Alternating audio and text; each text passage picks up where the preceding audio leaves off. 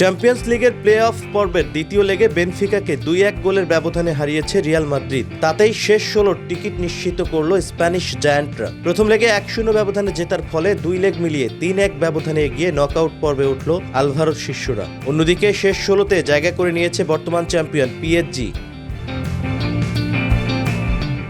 ঘরের মাঠে প্রথম গোল হজম করে রিয়াল। ম্যাচের বয়স যখন 14 মিনিট, তখন পুরো গ্যালারি স্তব্ধ করে রিয়ালের জালে বল পাঠিয়ে বেনফিকাকে এগিয়ে নেন রুই সিলভা। তবে বেনফিকার লিড বেশিক্ষণ স্থায়ী হয়নি। 2 মিনিট পরেই সমতায় ফেরেন স্বাগতিকরা। 16 মিনিটে ফেদ্রিকো ভালভার্দের বাড়ানো পাসে নিখুঁত শটে প্রতিপক্ষের জালে বল পাঠান চুওমেনি। ফলে সমতায় থেকে বিরতিতে যায় দুদল।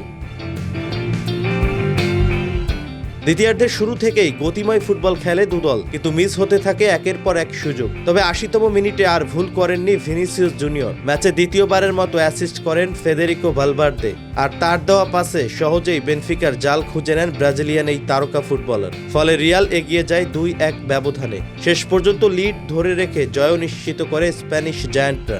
শেষ 16তে রিয়াল মাদ্রিদের প্রতিপক্ষ ম্যানচেস্টার সিটি অথবা স্পোর্টিং সিপি। আরেক ম্যাচে ঘরের মাঠে মোনাকোর সঙ্গে 2-2 গোলে ড্র করেও হাসি নিয়ে মাঠ ছেড়েছে পিএসজি। মোনাকোর মাঠে প্রথম লেগে 3-2 গোলের জয় নিয়ে প্যারিসে ফিরেছিল পিএসজি। প্রথমার্ধে 1-0 গোলে এগিয়ে থেকে শেষ করা মোনাকো 58 মিনিটে 10 জনের দল হয়ে যায়। মামাদু কুলিবালি লাল কার্ড দেখার 2 মিনিট পরেই মার্কিনোসের গোলে সমতায় ফেরায় পিএসজি।